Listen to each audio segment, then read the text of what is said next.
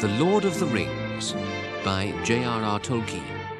Prepared for radio in 13 episodes by Brian Sibley, with Ian Holm, Michael Hordern, Robert Stevens, John Le Mesurier, and William Nighy. Episode 13, adapted by Brian Sibley, The Grey Havens. The Ents have certainly changed this place. Good old Treebeard. Here he comes. Welcome to the Treegarth of Orthanc.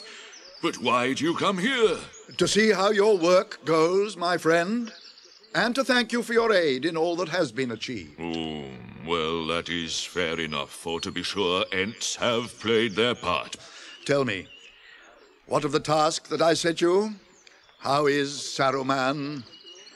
Is he not yet weary of his imprisonment in the Tower of Orthanc? For I don't suppose that he will think you have improved the view from his windows. I thought you would come to that, Gandalf. Weary of Orthanc. Very weary at last, but not so weary of his tower as he was of my voice. Was. What about is? Is he dead? No, not dead as far as I know, but he is gone. Gone? Yes, he is gone 7 days. I let him go. Huh? There was little left of him when he crawled out, and as for that worm creature of his, he was like a pale shadow. But Treebeard! Now do not tell me, Gandalf, that I promised to keep him safe, for I know it. But things have changed since then, and I kept him until he was safe from doing any more harm. It is as I feared. Gandalf, you should know that above all I hate the caging of live things, and I will not keep even such creatures as these caged beyond great need. A snake without fangs may crawl where he will. You may be right, but this snake had still one tooth left, I think. He had the poison of his voice, and I guess that he persuaded you, even you, Treebeard, knowing the soft spot in your heart. Well, he's gone. There's no more to be said. But the Tower of Orthanc now goes back to the king, to whom it belongs. Though maybe he will not need it. That will be seen later.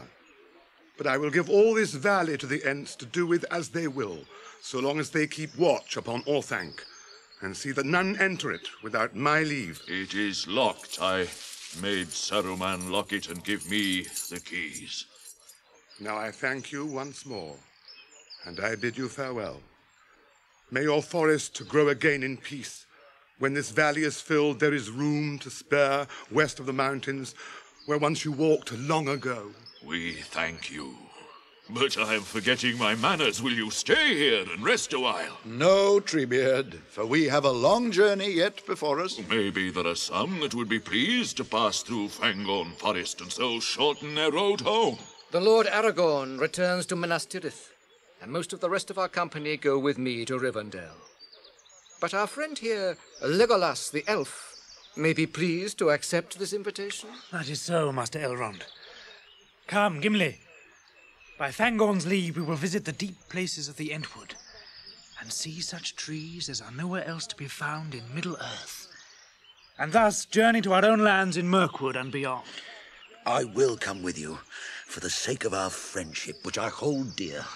Here then, at last, comes the ending of the Fellowship of the Ring. Yet I hope ere long you will return to my land with the help you promised. We will come, if our lords allow it. Legolas to tend your gardens, and I to instruct your stonemasons. When we come, my lord, your fair land shall be blessed for a while. For a while. A month, a life, 100 years of men. I will look for that day and that blessing, my friends. Well, farewell, my hobbits. You should come safe to your own homes now, and I shall not be kept awake for fear of your peril. Farewell, Gimli. Farewell, Legolas.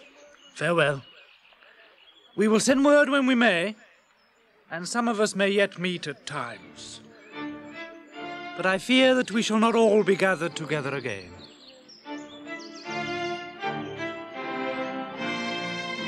Namarie!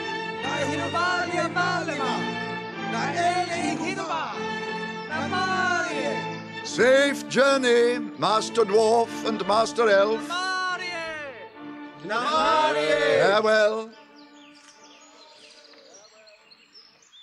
I too must bid you now farewell. I do not think that we shall meet again, for the world is changing. I feel it in the water, I feel it in the earth, and I smell it in the air. Maybe not in Middle-earth, Fangorn, but when the lands that lie under the wave are lifted up again, then in the willow meads of Tasaranan, we may meet in the spring. Ah, the sight and the smell of the spring in Nandasarion. Farewell, masters, and farewell, my merry little folk. Goodbye, Treebeard. You are a hasty people, you hobbit children. The laughing folk, the little people. Half-grown hobbits, the hole-dwellers. Yet you have already grown since I saw you last. It's those ent draughts you gave us to drink, Treebeard. You remember, you said you'd give us a drink that would keep us green and growing for a long, long while. So I did, by root and twig, so I did. Well now, Merry and Pippin, we must part. Goodbye, Treebeard. Goodbye, Treebeard. Hum, farewell, farewell. Boom, boom, rum, boom, boora, boom, boom, da-da, boom, boom, da-da, boom. I wish we could have a seeing stone like the one that Saruman threw at us. Then we could see all our friends and speak to them from far away. Only one now remains that you could use, for you would not wish to see what the stone of Minas Tirith would show you. No. But the Palantir of Orthanc the king will keep to see what is passing in his realm and what his servants are doing. For do not forget, Peregrine Took, that you are a knight of Gondor, and I do not release you from your service. You are on leave now, but I may recall you. Yes, Aragorn. But now our paths too must part. Farewell, Gandalf. Farewell. Elrond, half-elven, fare thee well. Farewell, Elfstone. Goodbye, Meriadoc, brave squire of Theoden. Goodbye, Aragorn. Goodbye, Sam. Sir. I'm glad I didn't turn out to be the play-acting spy you took me for at Bree. Oh, sir... No, it's all right, Sam. You were right to doubt the sinister ranger with his strange tale. You are well called Sam Wise. Oh, Mr. Strider, sir. And lastly, farewell, Frodo, ring-bearer. Much has chanced since you put your foot, or should I say your finger, in it at the Prancing Pony. Ah, I am pleased those words came true about you. Renewed shall be blade that was broken. The crownless again shall be king. You helped them come true, Frodo. And remember, dear friends of the Shire, that my realm lies also in the north, and I shall come there one day. Now, farewell. And with that, they parted. And it was then the time of sunset. And when after a while they turned and looked back, they saw the King of the West sitting upon his horse, and the falling sun shone upon him, and the white mantle of Aragorn was turned to a flame. Then Aragorn took the green elfstone and held it up, and there came a green fire from his hand.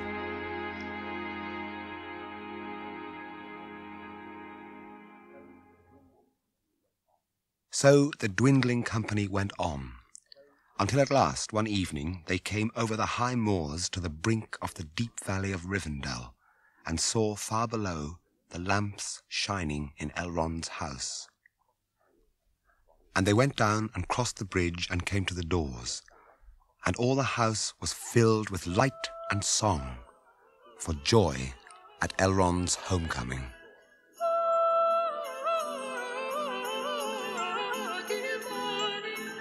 Well, Mr. Frodo, We've been far and seen a deal, and yet I don't think we've found a better place than this. There's something of everything here. The Shire, and the Golden Wood, and Gondor, and kings' houses, and inns, and meadows, and mountains all mixed. Yes, Sam. Yes, there is something of everything. Except the sea.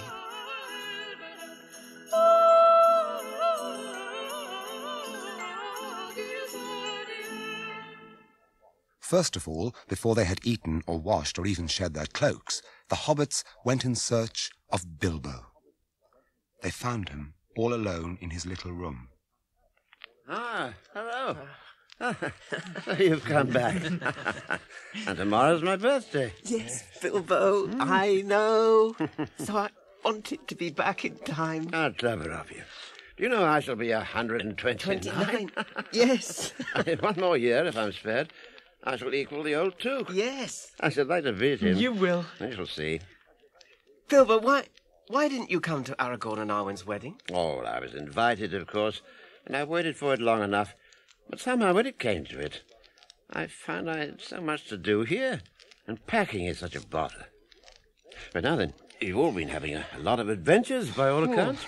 We have. We went through the dwarf mines of Moria, and we met the Ents of Fangorn, and there were battles with terrible orcs, and Mary here was fearfully brave, and was made an esquire to King Theoden of Rohan. Oh, how splendid. And young Pippin is now a knight of Gondor. How wonderful. And I saw the elves of Lothlorien, Mr. Bilbo, just like you used to tell me tales about. Did you now, sir? Well. Yes, and Sam rescued Frodo from orcs and killed a huge spider, and then they both went all alone into Mordor with the ring. Well. Fancy my old ring causing such a disturbance. Well, it's gone now, Bilbo. Yes. Well, I don't suppose I would have had the strength or luck to deal with it. The trouble was, it grew, but I didn't. Don't adventures ever have an end, I wondered, when you went away? It seems they do. But now then, I shall have to make a note or two of these things that you've been doing. When nearly a fortnight had passed, Frodo looked out of his window and saw that there had been a frost in the night, and the cobwebs were like white nets. Then, suddenly, he knew that he must go. Well, Frodo, you feel then that it is time for you to depart from us? Yes, Elrond. I want to see my home again. As so you should. Rivendell is the last homely house east of the sea. But I suspect not now so homely as it was, when the desperate matter of the ring was put in hand. And what will happen now to the 3 rings of the elf lords? It is as I said at our council, now so long ago. The 3 will fail, and many fair things will fade, and be forgotten. You bear one of the 3, and the Lady Galadriel bears another, but where is the 3rd? Ask not now, Frodo, for it will be revealed to you ere long. But come, you must gather your friends and say farewell to Bilbo. Yes. Little master. Bilbo. Is that? A time for parting is upon us, little master. Goodbye, Bilbo. I must go back to the Shire. Well, goodbye, my boy. If you must go, you must. I'm sorry. I shall miss you. It's nice just to know that you're about the place. Oh, you better take these books of mine with you. Oh. Translations from the Elvish by B.B. I hope you'll be able to read them. My handwriting's rather spidery, I'm afraid. Thank you, Bilbo. Here's a little bag of gold for you, Sam. Oh, but Mr. Bilbo, sir... No. You take it, Sam. Take it. May come in useful if you think of getting married. Mr. Bilbo. And as for you young fellows, Merry and Pippin, I've not much to give you except good advice. Don't let your heads get too big for your hats. Oh, and one other thing. I want you to have these. Oh, thank you. Oh, what beautiful pipes. Yes, they're pretty, aren't they? They're bound with silver, and the mouthpieces are pearl. Think of me when you smoke them. I shall. The elves made them for me, but I don't smoke. No.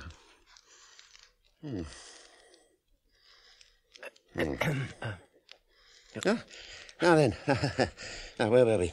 Yes, of course, giving presents. Yeah, which reminds me, what's become of my ring, Frodo, that you took away? I've lost it, Bilbo dear. I got rid of it, you know. Yes, what a pity. I would like to have seen it again.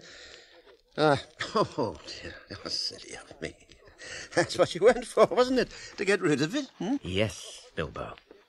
The thing is, you see, it's all rather confusing. Still, I think when all's said and done, perhaps it's more comfortable to sit here and listen to all you young fellows' adventures than having to be part of them. I don't think Mr. Bilbo's done much writing while we've been away. I shouldn't think he'll ever write our story now. I heard that, Sam Gamgee. You see, the trouble is, I'm getting so sleepy. And when I have time to write, I only really like writing poetry. I wonder, Frodo, my dear fellow, yes, Bilbo? if you would collect all my notes and papers, and my diary too, and take them with you, if you will. Yes, of course. You see, I haven't much time for the selection and arrangement and all that, so get Sam to help you. Oh. And when you've knocked things into shape, come back, and I'll run over it, and I won't be too critical. Yes, Bilbo, I'll do it. Mm-hmm. And of course I'll come back soon. It won't be dangerous anymore. Not now there's a real king. Thank you. Thank you, my dear fellow. That really is a very great relief.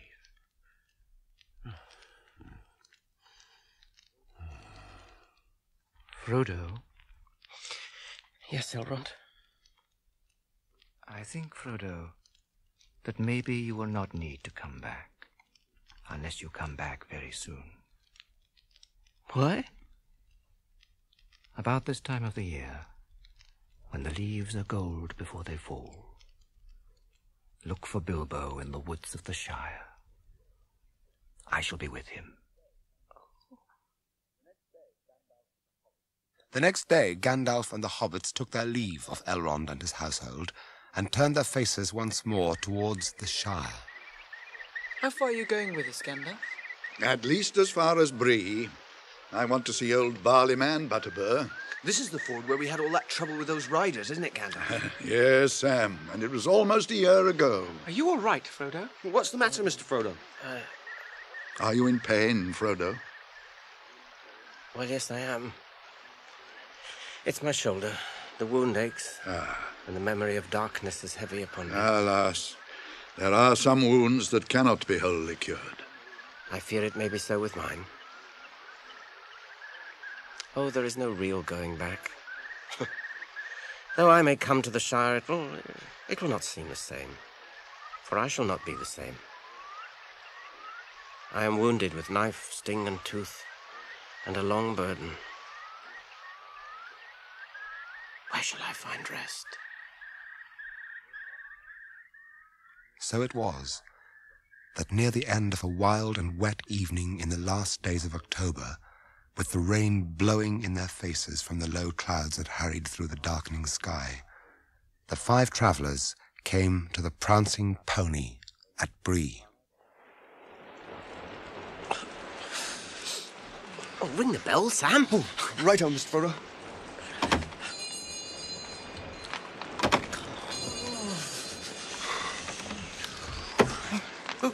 Who is it?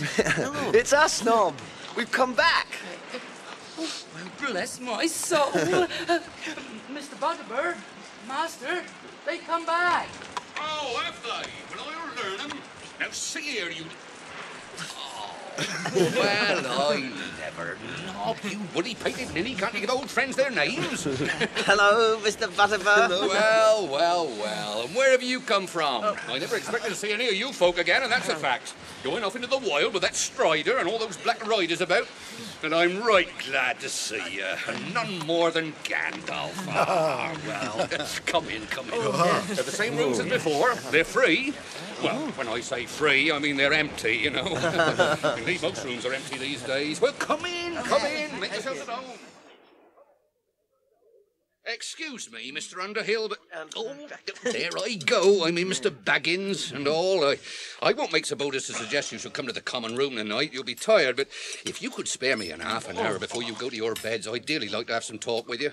You know, quiet-like, by yourself. That's just what we should like to. Come, sit. Tell us how things are in Bree. Thank you. Well, now, things in Bree are far from well, Gandalf. Business is downright bad. No one comes nigh Bree now from outside. And the inside folk, they stay at home mostly and keep their doors barred. Well, why, Mr. Butterbur? Well, there was trouble right here in Bree. That's what happened, Mr. Brandybuck. We had a real set to, and there were some folk killed. Killed dead, if you'll believe me. And we thought we'd left all the trouble behind us. Well, that you haven't, Master. More's the pity. You see, we're not used to such trouble, and the Rangers have all gone away, folk tell me. Yeah, I don't think we rightly understood till now what they did for us. Now there's dark shapes in the woods. Oh, dreadful things that make the blood run cold to think of. It's all been very disturbing. I expect it has. Nearly all lands have been disturbed these days. Very disturbed. But cheer up, Barleyman. The Rangers have returned. No. What? And there is a king again. He'll soon be turning his mind this way. Well, that sounds more hopeful, I'll allow, so long as he lets Bree alone. He will. He knows it and loves it. Oh, does he now? Though I'm sure I don't know why he should, sitting in his big chair up in his great castle hundreds of miles away. And drinking out of a golden cup, I shouldn't wonder. What's the pony to him, or mugs of beer? Not but what my beer's good, mind. That's just what he says about it. Huh? He says? Well, of course he does. It's Strider, the chief of the Rangers. What? Strider? Yeah. What, him with a crown and all, and a golden cup? Well, what are we coming to? Better times for Bree, at any rate. Well, I hope so, I'm sure. Well, this has been the nicest chat I've had in a month of Mondays. But I've no doubt you'll be glad of your beds now, eh? Strider a king. Well, King Strider. Hey, Nob, you slow coach. No. Oh, no. What does that remind me of? No. Not another letter you've forgotten, eh, Mr. Butterbur? No, Mr. Brandybuck. Don't go reminding me of that. But you've broken my thought now. What was I talking about? It was Nob, and there was a slow coach. That's it. I've something that belongs to you. That pony of Bill Furney's. Well, it's here. Oh, what? My Bill? Yeah, it come back all of itself, it did. But where it had been to, oh dear, well, you know better than me. It was as shaggy as an old dog and as lean as a clothes rail, but it was alive, and Nob's been looking after him. Oh, well, I was born lucky, whatever my gaffer may say. Well, there's another wish come true. Where is he? Well, there's no bed for me until I've seen him. Well, goodbye, Mr. Butterbur. I'm glad to have stayed at the Prancing Pony in what I hope are happier times. Well, goodbye, and good luck on your road, and good luck to your homecoming. Oh, by the way, you'll find that all's not well in the Shire neither. If what we hear is true. Funny goings on, they say. Oh, I should have warned you before, but I forgot. Barleyman. Well, you see, the trouble is one thing drives out another, as it were, and I was full of my own troubles, but if I may make so bold, you've come back changed from your travels. And you look now like folk as can deal with troubles out of hand. I don't doubt you'll soon set all to rights. Well, good luck to you. Thank you, Mr. Butterbur. And the oftener you come back, the better I'll be pleased. Farewell for now, Barleyman. Goodbye, masters. Goodbye, Mr. Butterbur. Goodbye, Nob. Oh, goodbye, sirs. Oh, Nob, thank you for looking after Bill for me. Oh, that's all right, Sam. Goodbye. No! Goodbye. I wonder what old Barleyman was hinting at. I can guess some of it. What I saw in the Lady Galadriel's mirror. Trees cut down and all. And my old gaffer turned out at Bagshot Row. I ought to have hurried back quicker. Never mind, we've got Gandalf with us, so things will soon be cleared up. I am with you at present, but soon I shall not be. What? Gandalf? I am not coming to the Shire. You must settle its affairs yourselves. That's what you've been trained for. I don't know what you mean, Gandalf. Do you not yet understand, Peregrine Took? No. My time is over. It's no longer my task to set things to rights, nor to help folks to do so. And as for you, my dear friends, you will need no help. You're grown up now, grown very high. Among the great you are. And I no longer have any fear at all for any of you. They set off, following the east road, and in a little while they came to a point where Gandalf reined Shadowfax to a halt. Well, you may find more trouble ahead of you than you think. But you'll manage all right. Goodbye, dear friends. But not for the last time. Not yet. Goodbye. Goodbye. On Shadowfax.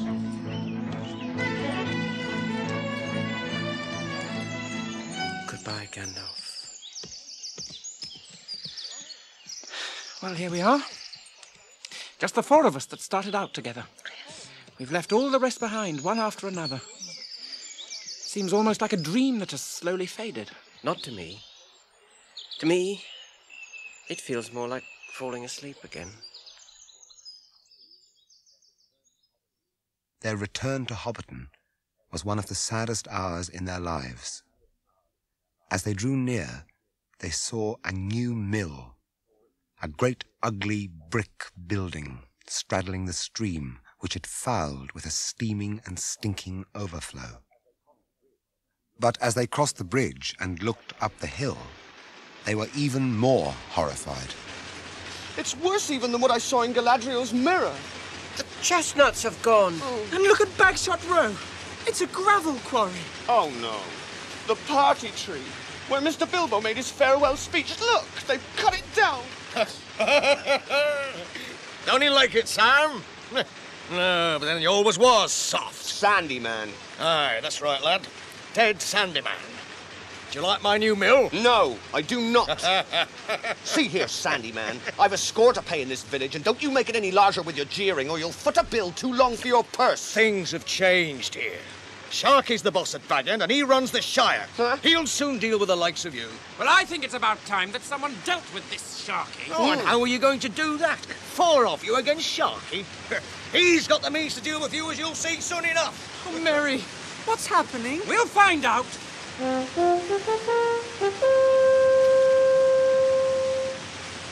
Hobbits of the Shire! The Horn of Rohan calls you!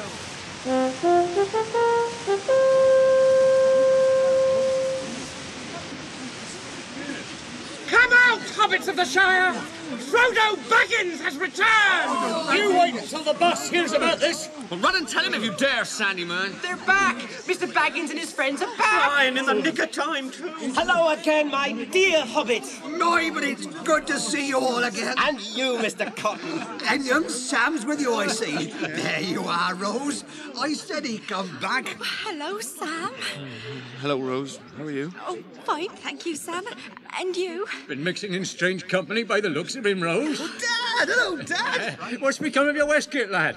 I don't know with wearing ironmongery, whether it wears well or no. Hello, Mr. Gamgee. Glad to see you. Aye, and glad indeed I am to see you safe back. But you didn't ought to have so bag end, as I always said. That's what started all this mischief. Digging up Bagshot Row, throwing me out of me house and home, and ruining my taters. I'm sorry, Mr. Gamgee, but now I've come back, I'll do my best to make amends. Can't say fairer than that. And I hope my Sam's behave himself, give him satisfaction. Perfect satisfaction indeed. If you will believe it, he's now one of the most famous people in all the land. Why, Sam? Mr. Frodo, please. But what has been going on here? Oh, much, Mr. Took. That there Lotho Sackville Baggins made himself chief and started doing whatever he liked. Let all those ruffians into the Shire, he did. Aye, and that's when things really went from bad to worse. But since Sharky's come, it's been plain ruination. Who is this Sharky? Biggest ruffian of the lot. Never seen him, we ain't. Up at Bag End he is. He's the chief now. Hey, look out. Look out. Here come his men now. Now keep together, all of you. We can withstand them. Now, no killing. There must be no killing. What are you lot doing? This is not your country, and you're not wanted. Ha! Hey, come, lad. Don't move, any one of you. Who says? We say so. Your day is over. The Dark Tower has fallen, there is a king in Gondor, and this is Mr. Frodo Baggins, the king's friend. That's for your king. Get him! Lay one finger on anyone and you will be shot. Let him, lads! Let him have it!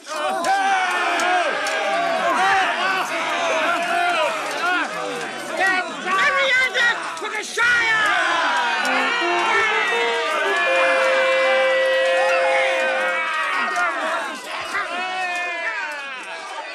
It was not a long fight, but when it was over, many ruffians and some hobbits lay dead. The four companions continued to Bag End in search of Sharky.